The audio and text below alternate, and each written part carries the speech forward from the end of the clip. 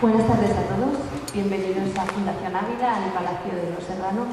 Es un honor para el patronato de esta fundación tener la oportunidad esta tarde de presentar el libro de Javier Navas, Ídolos de Piedra, Santuarios Prehistóricos en la comarca del Alberche, y darles a todos la bienvenida. Agradecer, por supuesto, a la directora Alicia Ares su presencia aquí en este acto, que es un honor para la fundación. Y sin más, yo te puedo doy la palabra y muchísimas gracias a todos por su asistencia y espero que les guste esta presentación.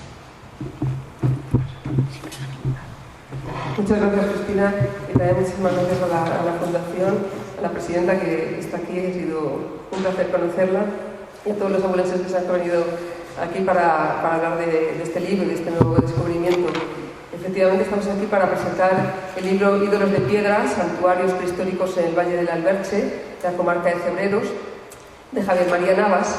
Quiero empezar diciendo que esta obra fue galardonada con el 5º Premio Internacional Cuadernos del Laberinto de Historia, Biografía y Memorias de este año, de 2024, y fue galardonada entre un total de 41 obras presentadas de 13 países. O sea que nosotros, cuando el jurado se reunió y nos habló de este libro, pues fue un honor saber que un abulense había sido el galardonado, porque Javier está muy ligado a Ávila. Él siempre ha estado muy relacionado con Cebreros.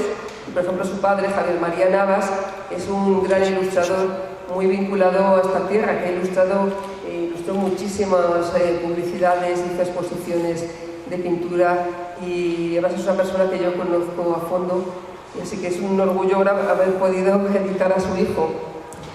En fin, hablamos del libro porque este libro no solamente resulta apasionante por el importantísimo descubrimiento... Uy, que se me cae eso, perdón. Es un siropa, me quedo un poco flaco. Decía que este libro no solamente resulta apasionante por el importantísimo descubrimiento, sino también, para mí, algo que valoro mucho es que podemos apreciar la espiritualidad de estas sociedades en la búsqueda a las respuestas del misterio de la vida, de lo que acontece, porque no hay civilización ni cultura que no se haya planteado esta problemática en mayor o menor medida. En total, el autor describe 66 descubrimientos, son monumentos megalíticos. En total son 44 altares, más otros monumentos como pueden ser menhires fálicos, santuarios acuáticos, dólmenes o un enigmático monolito que podría ser un calendario solar. Es destacable la importante peculiaridad y patrón que une a todos ellos, porque todos tienen la asociación del altar con el ídolo, es decir, con la deidad. Esto es algo que luego Javier nos explicará más a fondo, porque es bastante peculiar y único en este tipo de monumentos. Y es que la piedra se considera como el punto de interferencia entre el mundo de los vivos y de los muertos y de los dioses. Es decir, que la tumba es el centro de la tierra, es el ombligo del mundo. Este libro de investigación está dividido en dos partes muy diferenciadas. La primera es un estudio muy ameno y muy completo sobre las piedras sagradas, sobre el megalitismo, sobre los chamanes, sobre los sacrificios rituales, en donde Javier nos narra la relación del hombre con la muerte, los ritos funerarios. Pero, como todos saben, los polos opuestos se tocan. Entonces también aporta temas tan fascinantes como es la fertilidad. Están los ritos funerarios, pero también los ritos de fertilidad, como por ejemplo las costumbres denominadas deslizamiento y fricción, donde las mujeres se deslizan por una piedra consagrada para poder tener hijos, o bien para romper la maldición de la esterilidad. Por ejemplo, en Saint-Renan, en Finisterre, la mujer que quería concebir había de pasar 3 noches consecutivas tumbada en la roca llamada la jaca de la piedra. También a mí me ha parecido fascinante el capítulo que denomina peñas numísticas, en donde se patentiza la materialización visible de un espíritu o fuerza anímica identificada con la divinidad. En este caso se considera que la sacralidad no se encuentra en el peñasco, no está en la propia piedra, sino en el llamado numen, que es un ser que mora en él. es decir, que el objeto de veneración estriba en el lugar en el que se encuentra enclavada en la peña y custodia ese espíritu que ha tomado posesión de ella. Sería el caso, por ejemplo, del Castro de Baroña, La Coruña, donde se manifiesta una determinada alineación el 1 de mayo. Otro tema que también toca en esta primera parte pues, es el de las peñas propiciatorias o de adivinación, como sería el caso del canto de responso de Solo Sancho o como la peña de los deseos de Fraella en Huesca. También nos habla Javier sobre un tema tan fascinante como es Gobekli Tepe, que es la manifestación más antigua de arquitectura monumental encontrada hasta ahora en el mundo. Tengan en cuenta que la cronología ortodoxa cifra en 6.000 años de antigüedad las manifestaciones megalíticas más antiguas. Pero sin embargo, en Gobekli Tepe se dobla esta datación hasta alcanzar los 12.000 años. Otros temas que también desarrolla Javier en esta primera parte pues son, por ejemplo, el taudobolio, en el que se sacrificaba a un toro salvaje cazado a lazo y luego había un baño ritual con su sangre, o las saturnales, esas fiestas donde las casas se decoraban con plantas y con velas para celebrar la luminosidad. O también, por ejemplo, nos habla mucho del chamanismo o del toteísmo. Esta sería la primera parte donde él hace una crónica de la arqueología de monumentos que recorre todo el mundo a través de los monumentos megalíticos. Y la segunda parte ya es una descripción, un estudio muy detallado con fotografías en color de los hallazgos. Muchos de ellos están situados en sitios con un acceso muy difícil y donde a veces se ha jugado el tipo para poder estudiarlos. Porque en total ha sido 10 años de investigación, un trabajo de estudio muy minucioso, un estudio muy fuerte de bibliografía y de la arqueología. Para mí es un libro fascinante sobre la prehistoria en general y sobre el mundo prehistórico en España en particular, y más concretamente en Ávila, que es donde debíamos presentar este libro y donde lo estamos haciendo hoy, porque es concretamente en el Valle del Alberche donde Javier hace sus hallazgos. Javier es funcionario, es economista, es investigador y siempre ha estado muy ligado porque es una persona muy apasionada de la arqueología. Así que nada más, disfruten ya por fin de este viaje a la España mágica, a los predios del misterio que Javier Marías Navas nos trae con este libro.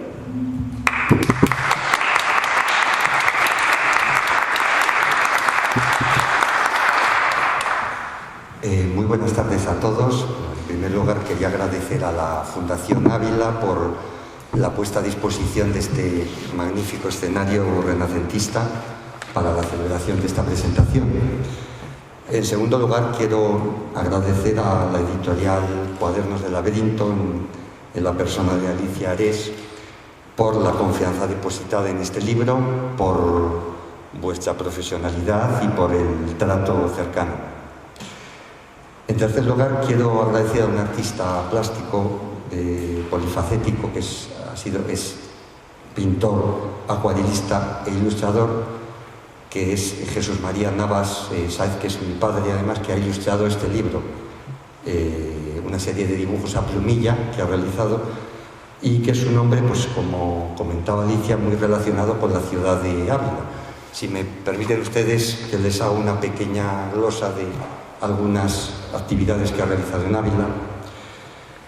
Su nombre, Jesús María, pues que realizó pues multitud de dibujos durante unos años. Prácticamente todo lo que se hacía en Ávila en ilustración se le encargaba a él.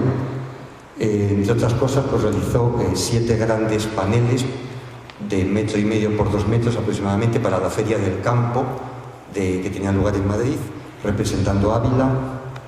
Por ejemplo, realizó de forma ininterrumpida entre 1956 y el 63 los carteles de fiestas de Ávila y de Semana Santa.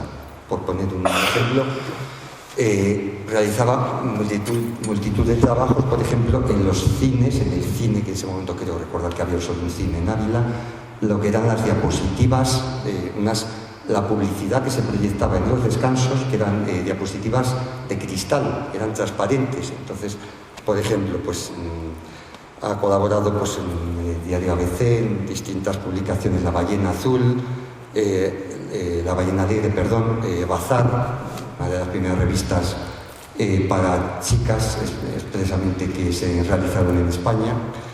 Ha ilustrado, pues, por ejemplo, para Ediciones Sinople, unos cuentos de la reina Fabiola de Bélgica para una edición americana. En su momento, Christmas, por supuesto, ha sido en su faceta de pintor, pues ha expuesto en Ávila 2 veces, en el 98 y el 2000, antes de existir el edificio, lo que sustituía al edificio de Moneo. Y bueno, no quiero insistir mucho en este tema, vamos, ha realizado exposiciones en Madrid, en Ávila y en distintas zonas. Y además ha colaborado conmigo, ha sido un poco el depositario de los hallazgos en los primeros momentos, y me ha orientado, pues gracias a él, aunque no ha podido venir, pues gracias a él se ha podido también realizar este libro. Bien, centrándome en lo que significa Ídolos de Piedra. Bueno, Ídolos de Piedra es un viaje emocional que realizo a lo largo de 10 años, como comentaba Alicia, 10 años en los que todo comenzó en agosto del 2014, cuando realizo el primer hallazgo.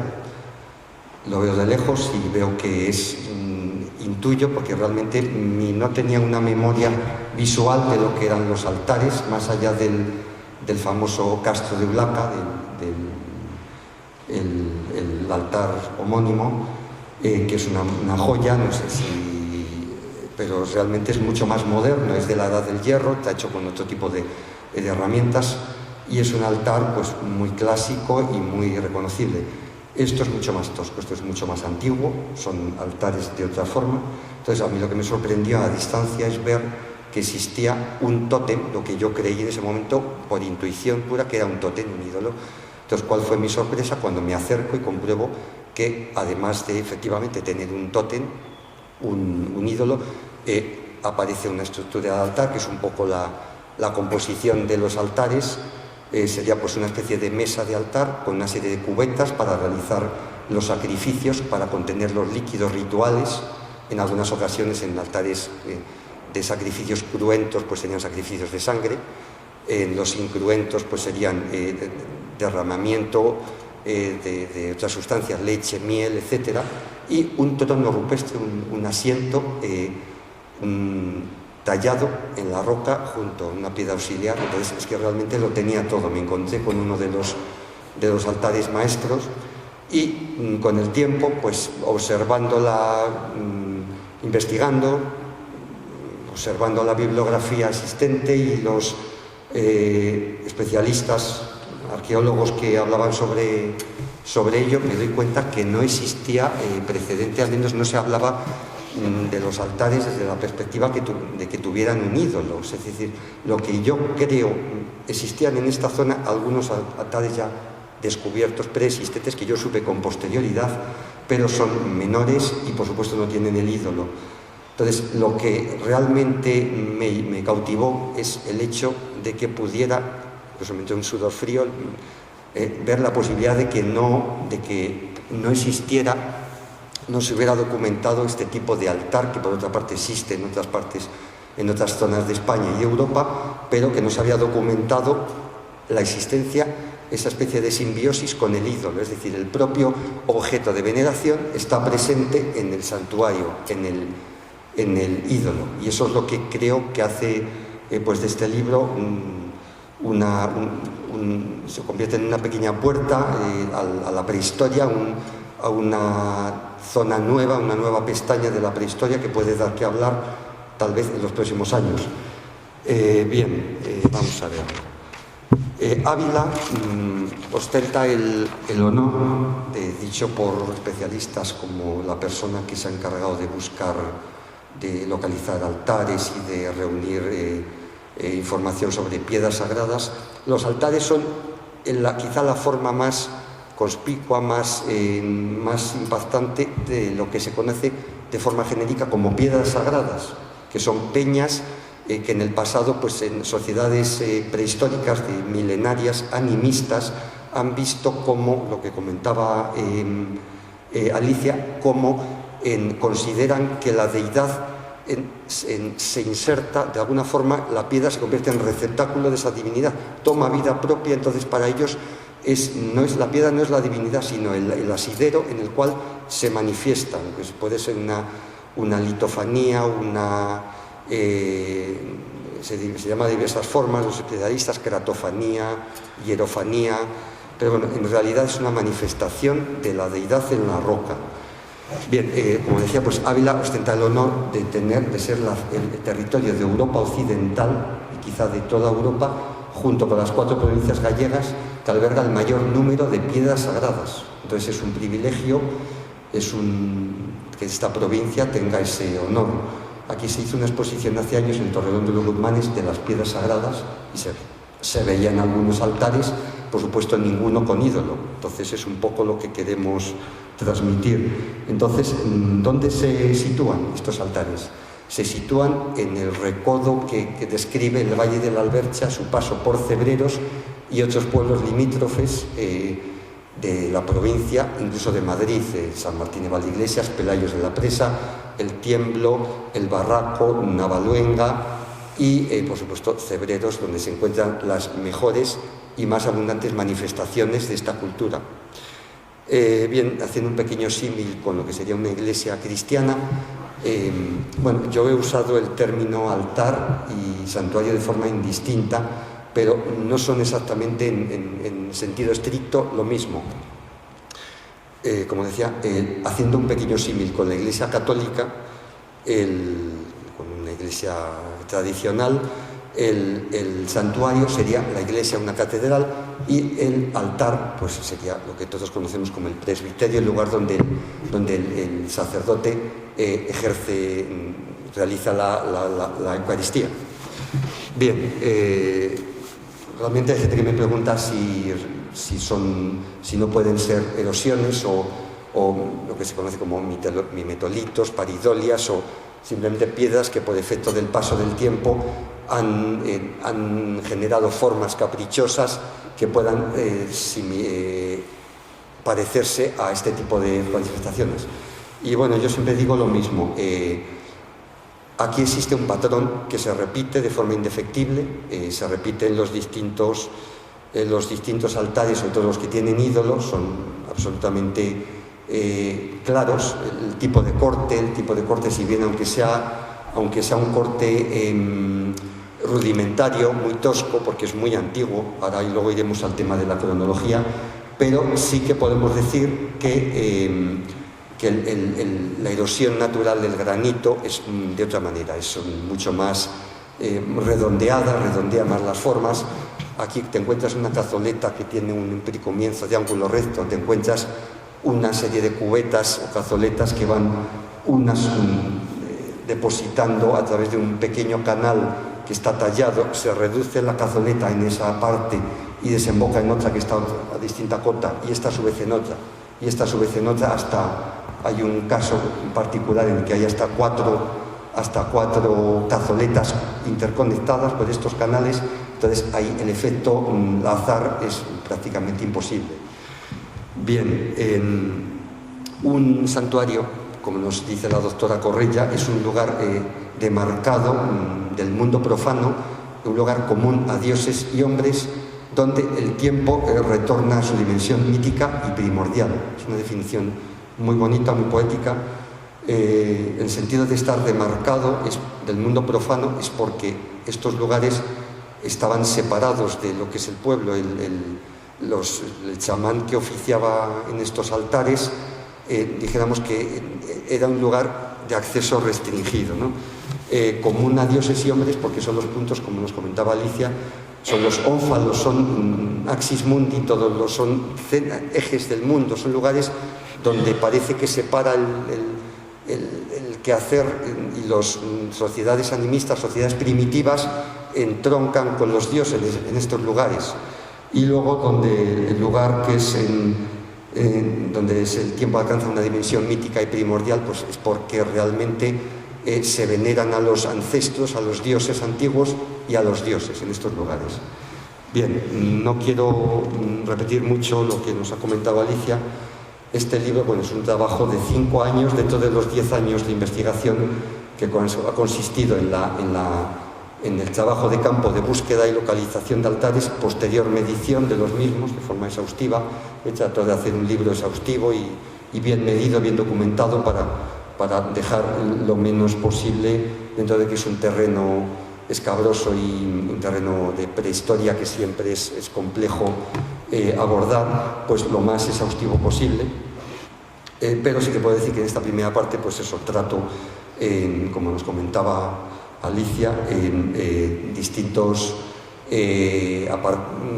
aspectos relacionados todos con los altares, como puede ser el Göbekli Tepe, el primer santuario de la humanidad que rompe el paradigma de la prehistoria. Siempre nos han contado en el colegio que en el Neolítico se realizaban, en el Neolítico empieza la agricultura, empieza la sedentarización y empiezan las construcciones humanas, porque hay necesidad de construir una vez que tú te asientas. El cazador-recolector que está de acá para allá, pues no tiene necesidad de realizar santuarios. Pero resulta que Göbekli Tepe es aproximadamente de hace 12.000 años, entonces estamos hablando de finales del Paleolítico. Por tanto, o la historia que nos contaron no es cierta, o tenemos que cambiar las enseñanzas de la prehistoria. Hablo de monumentos megalíticos porque creo que son monumentos megalíticos. Hay algunos ídolos que son piedra sobre piedra, están construidos, otros están en una pieza, pero hay varios que son grandes bloques de piedra que están uno encima de otro y forman ese ídolo, que ahora os contaré en qué consiste. Bien, un poco para poner ejemplo de lo que ha sido este trabajo ímprobo de campo. Es decir, que aproximadamente a finales de 2022 se habían documentado unos 150 altares en toda España. Yo en este libro hablo de 44. Bien, hay algunos, un 10% aproximadamente, ya estaban descubiertos. El resto creo que son completamente inéditos y, sobre todo, más allá del número, que ya es significativo, lo importante es esta asociación del ídolo con el altar, que es un poco única en España, incluso me atrevería a decir que en Europa. Existen también en este libro otros ídolos que los ídolos tradicionales hasta ese momento, que eran ídolos altares sin ídolos, altares sencillos que pueden tener o no asientos, pero que siempre tienen una estructura de altar y una serie de cubetas, cazoletas que lo caracterizan. Bien, el tema siempre, hay un tema controvertido, que es el de los sacrificios. Como comentaba, los sacrificios cruentos pueden ser sacrificios animales o humanos. Los sacrificios animales, pues bueno, no tiene más, se sacrificaban bóvidos, normalmente animales estabulados, pero no se puede descartar que en esta zona de Cebreros y alrededores se sacrificasen en ocasiones puntuales a seres humanos, como es algo que ha ocurrido en la península, está documentado por las fuentes grecolatinas, como por ejemplo, ya que estamos en Ávila y los habitantes celtas de Ávila eran los betones, hay una ciudad betona. Por ejemplo, hay un testimonio muy interesante por la cercanía de una ciudad betona en la cual se celebraban de forma sistemática sacrificios. Una ciudad que actualmente está en Salamanca, la actual Ledesma, que era Bletisama. Los bletonenses realizaban sacrificios y Publio Craso, alrededor del 96 a.C., los prohibió, pero siguieron realizándose. También sin salir de la península se han realizado, se tiene constancia por las fuentes, Estrabón, Avieno, etcétera, de sacrificios en el noroeste peninsular, las tribus cántabras, galaicas, etcétera. Bien, esto nos parece el sacrificio como algo humillante, sobre todo para la víctima, y doloso, pero realmente en muchas ocasiones era un privilegio. El sacrificio viene de sacrum facere, hacer sagrado, ¿no? De alguna forma se sacralizaba el personaje que era sacrificado. Ahora, desde luego, con la mentalidad actual no lo vemos así. Vamos a ver. La hipótesis principal en la que se basa este libro es la hipótesis que que existe este nuevo altar, al que denomino tipo cebreros. Existían otros altares, sobre todo por la persona, el principal arqueólogo español, un poco la cabeza visible en las piedras sagradas y concretamente en los altares rupestres, que es Martín Almagro Gorbea, con el cual estamos en comunicación para un poco validar todo este tipo de altares. Es la persona que ha descrito con mayor autoridad, describe dos tipos de altares: altar tipo lácara, que tiene una escalera de acceso tallada como peldaños; el altar tipo ulaca, el segundo tipo más evolucionado, que sería el de peldaños, el de escaleras, el de escalones para acceder, como ocurre con el castro de Ulaca, que es el que da nombre a esta tipología. Yo hablo humildemente, establezco un nuevo tipo. El tiempo dirá si esto prospera, esta denominación o no, pero es el tipo cebreros, que consiste en esta asociación con el ídolo, no descrita hasta ahora. Dentro de los altares de tipo cebreros hay dos tipos de altares: los altares con ídolo, que tienen un ave o reptil, son ídolos de cuello alto o cuello largo, que son los que denomino de tipo cebreros A, y otros que son tipo mamífero, tipo cuadrúpedo, que son los de cebreros B, que son más apaisados, más toscos, más difícil de establecer el animal al que corresponde. Bien, en cuanto a la cronología, también es un punto polémico, ¿no? Los grandes especialistas, entre ellos Almagro Gorbea, establecen un horizonte temporal bastante amplio. Se ha ido retrasando la fecha de estos comienzos en un horizonte, en un espectro de tiempo que va desde el Neolítico medio, Neolítico tardío, hasta la Edad del Hierro. Ahí no se ponen de acuerdo, porque si bien podemos saber la antigüedad de la roca, es muy difícil conocer en qué momento esa roca ha sido tallada. Entonces, salvo que se encuentre material perecedero, material arqueológico que pueda ser datado mediante los sistemas actuales, carbono 14, no tan actual, y los más actuales en la termoluminiscencia, es muy difícil establecer la cronología. Yo me atrevo a decir que pertenecen al Neolítico, por la tosquedad que tienen, por aparentemente la ausencia de metal a la hora de tallarlos, por su tosquedad, por su simplicidad, por su esquematismo. Creo que son neolíticos, creo que son anteriores al 4000, al 2500 a.C., que sería el momento del comienzo de la edad de los metales, el comienzo del calcolítico, que comienza con la edad del cobre. No se puede escapar a ojos curiosos lo que es la relación que puede tener los berracos betones, los conocidísimos toros de Guisando, y otros muchos betones y otros muchísimos berracos que existen en la provincia, sobre todo de Ávila y Salamanca, hasta cerca de 400, que hasta ahora han sido los únicos ídolos zoomorfos considerados de Europa, junto con unos casos extraños que existen en Polonia, que no se sabe muy bien de dónde vienen. Entonces casi se solapa el territorio de los berracos, de los toros padre, en su etimología, con el territorio de los ídolos. Realmente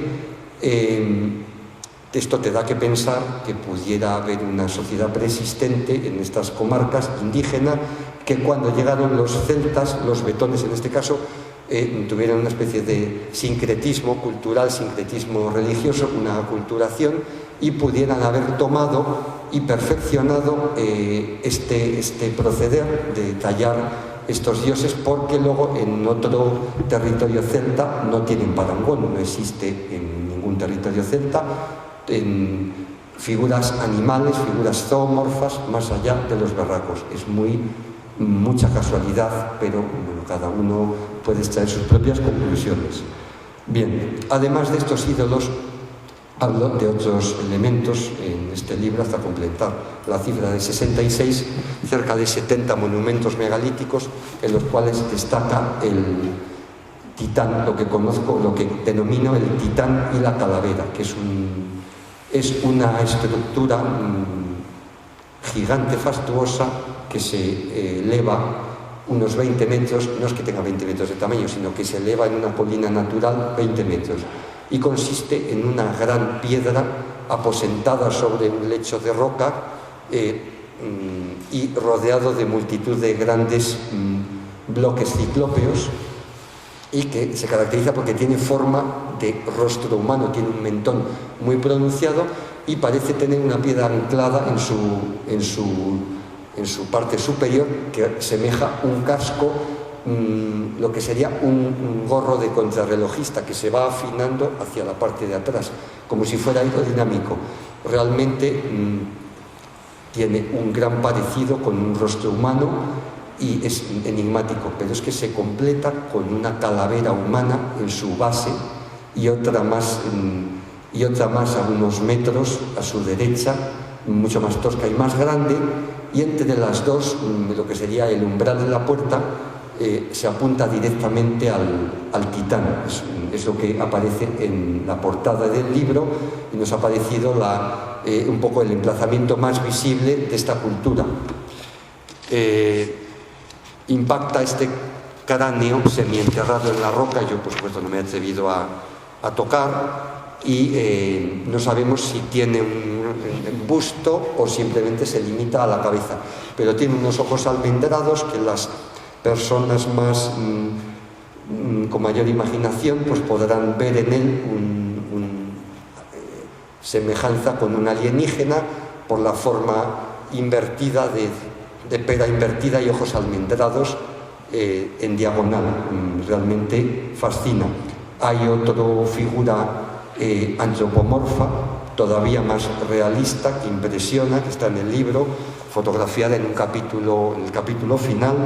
Y por último, la última gran pieza es lo que comentaba Alicia, es un monolito triangular que se encuentra en un vacío, en un abismo de piedra, en un crestón rocoso, en el cual literalmente me jugué el equipo para acceder, que no sabemos muy bien lo que significa. Puede ser un calendario solar, puede ser un reloj solar, un calendario astronómico, un lugar desde luego misterioso, a más no poder, que se encuentra en una grieta aparentemente trazada por el hombre,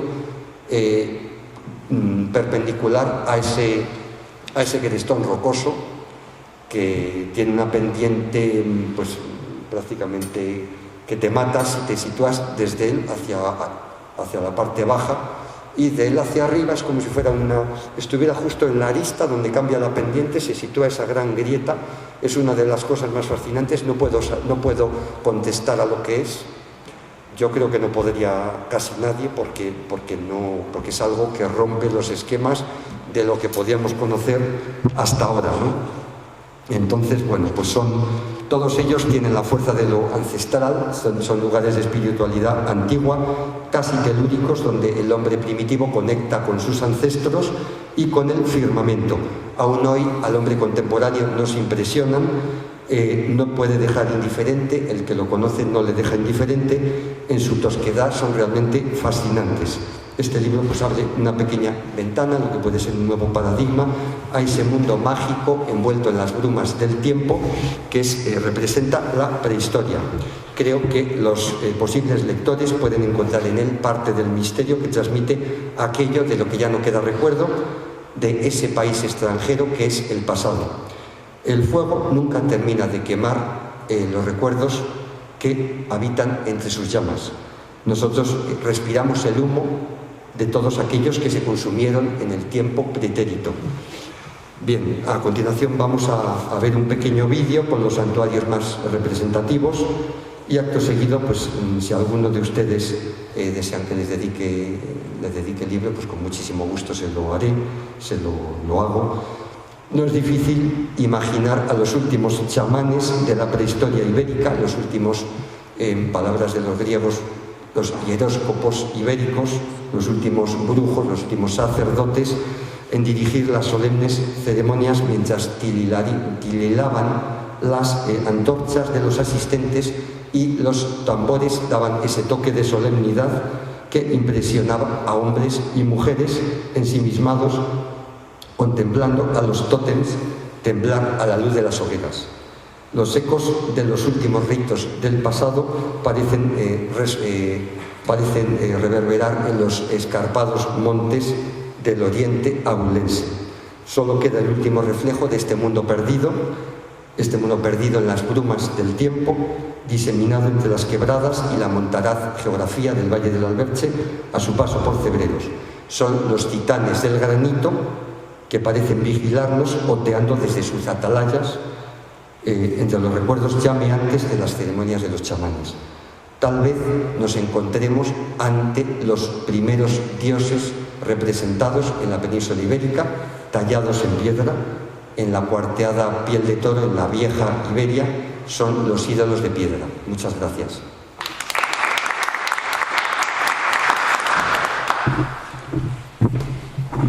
Impresionantes estas ventanas al pasado, estos ídolos de piedra. No queremos cerrar el acto sin dar la oportunidad a los asistentes por si quieren hacer preguntas al autor. Sabemos que es un tema controvertido y queremos abrir el diálogo con ustedes. ¿Alguien quiere preguntar?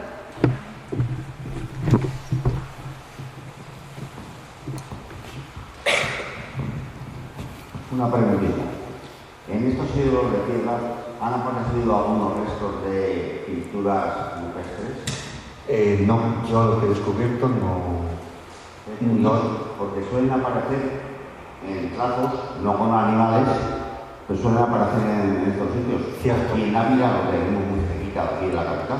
Sí. Cierto. Han aparecido en la zona, pero no exactamente los altares que yo describo, pero muy cerca sí que hay algo. Sí. Pero yo concretamente no he descubierto nada. Sí que hay algo cerca de San Martín de la Iglesia, Sí. en un pueblo al lado. Sí. Hay bastante de eso. Sí. Muy bien. ¿Alguna pregunta? Hay más preguntas. Sí. Primero, ¿dónde están ídolos o altares? ¿Qué te parece?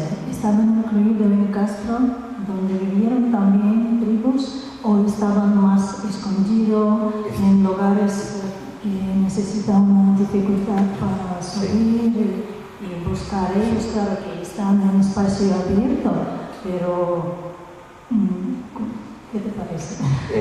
Yo lo que he visto, sé que en algunos casos están en otras partes, en Galicia muchísimos, están asociados a Castro, están dentro de Castro, que no significa que sean contemporáneos al Castro, sino que en muchas ocasiones se han compartido, igual que era bueno para una época, para vivir, en tiempo castreño, en época de la Edad del Hierro, ha seguido siendo bueno vivir allí y simplemente o se han reutilizado o simplemente han ocupado el mismo espacio. En mi caso no he visto ninguno que esté asociado a Castro. Muchos de ellos están en el llanos, o sea, en lugares fuera de lo que es el emplazamiento de un castro, de un oppidum, que normalmente es en altura. Entonces, también los hay en zonas altas, como la Biblia nos describe, es una fuente magnífica, que leo en el libro mucho porque da muchísima información, habla de los lugares altos, es decir, pero en este caso no está asociado a ningún. Yo estoy convencido que son muy anteriores a la Edad del Hierro, incluso a la Edad de los Metales. Bueno, es una hipótesis mía, que es rebatible como casi todo. Otra pregunta: en este tipo de lugares, cuando estamos, sentimos algo, una energía especial, no sé qué. Claro, es una experiencia propia de cada persona, pero cuando tú has investigado estos lugares, ¿qué sentimientos, si es posible decir sobre esto con palabras? Pues, ¿Has sentido algo? Y entre ellos hay lugares que te han asustado, por ejemplo. A ver, en este libro he tratado de que sea un libro lo más científico posible en la medida de las posibilidades. Yo no puedo en el libro describir sentimientos. Yo los he tenido, sí, los he tenido. No sé si es porque me dejo llevar, me dejo somatizar por el momento, pero sí que he tenido pues sensación de erizamiento de vello, pero es algo subjetivo, como tú dices, y seguramente pues simplemente fascinado por el lugar. Pero sí que son lugares que despiertan algo, no sé qué, pero despiertan muchos de ellos sensaciones. ¿Negativas? No, pero sí decir, bueno, aquí este sitio entiendo que podría haber sido un lugar sagrado, que es antiguo. Bueno, muchas gracias. Gracias a ti. Hola, buenas tardes, muchas gracias. Buenas tardes. Yo quería saber, soy, digamos, bastante ignorante en todo este tema, si respecto a la época en que se hacían este tipo de construcciones megalíticas, ¿qué capacidades habría para modelar la piedra de alguna manera? Y no sé si la piedra, digamos, los grandes volúmenes que sería alguno podría estar desbastado, colocado de una u otra forma, o simplemente se requeriría el desbaste a las cubiertas, o también la comunicación, o la presunta calavera que sale con esas pequeñas regulares. Pues hay mucha variedad en esos 44 altares, están desbastados, claramente, desde mi punto de vista no ofrece ninguna duda, que son trabajo del ser humano. En algunos casos es una única pieza, en otros son acumulación de piezas. Pero hay, por ejemplo, uno que aparece, el número del altar 4, yo lo denomino con nombres en el libro, está del tipo, es de Cebere2A, el primer tipo, que es el más impresionante, pues debe tener como 7 o 8 metros el conjunto de piedras, unos 8 metros aproximadamente. Es bastante impresionante, o sea, se te ve pequeño a su lado. Y esa piedra impresiona un poco por... Tenemos en la mente la afiche, lo que sería la imagen de tiburón, el primer tiburón. Recuerda, lo primero que te viene a la mente es algo así, algo espeluznante y con una arista que creada, pues que es muy difícil, que te planteas cómo lo pudieron subir. A ver, si hicieron Stonehenge, si hicieron Göbekli Tepe, que son unas piedras que hicieron Menga, pues ¿por qué no van a poder haber hecho la posible cultura de Cedreros, que son un poquito más pequeños que todos ellos? Sí, gracias a ti.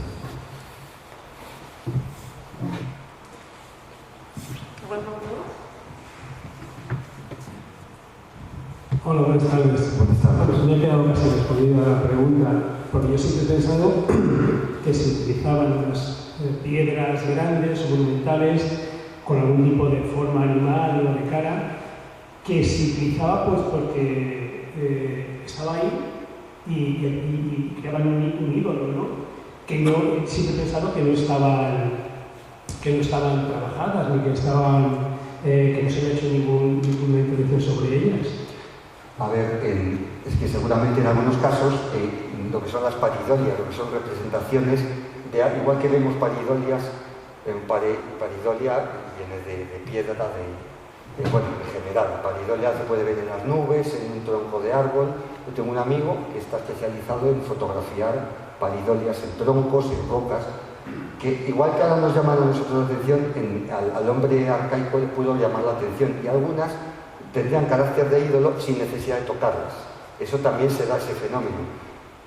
Las que yo describo, todo aquello que he tenido dudas o que era de escaso interés, no lo he metido, no lo he introducido en este libro.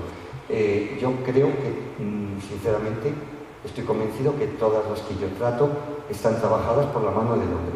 Eso no significa que partieran de una forma que ya estuviera parcialmente, tuviera un cierto símil, y con muy poco trabajo, si se puede trabajar menos, mejor. Y con algunos retoques, pues ya esa piedra tomara forma lo que querían conseguir. Pero realmente creo que han convivido las paridolias del pasado con los trabajos desde cero. Es mi impresión. Yo me encontré de Pinares, luego precisamente a la presentación, Sí. ha recorrido Pinares, justamente eso a Cebreros. ¿Ha recorrido usted el término? Sí, concretamente, bueno, tengo algunas manifestaciones menores. Creo que esto es la punta del iceberg, esto haría falta un equipo para localizar dentro del área que yo he trabajado y áreas próximas. Creo que esto es mucho más amplio, pues es la punta del iceberg de una cultura que seguramente no sabemos hasta dónde llegaría, pero que aquí sin duda tiene alguna de sus mejores manifestaciones. En Hoyo de Pinares sin duda hay cosas y muy interesantes. Hay cosas y tengo que reconocer que no es el lugar que más desarrollado me he movido, pero estoy convencido que hay muchas más y muy interesantes. porque es que muchos aceleros, es que no hay solución de También continuidad. compartimos el señor de pinturas, Claro. compartimos unas pinturas. Exactamente, las que pinturas que tenemos están... propiedad de Linares, termina en febrero. Exactamente, las Que pinturas recién consabidas, a esas yo estaba pensando en ellas cuando este señor me comentaba esto, estaba pensando en esta pintura, precisamente. Y muy cerca de aquí hay cosas, hay ídolos, efectivamente. Muy cerca. Sí.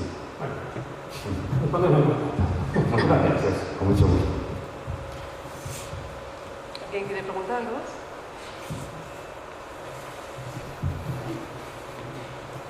De acuerdo, pues aquí cerramos el acto. Muchísimas gracias a todos. Si desean, tienen aquí el libro para que lo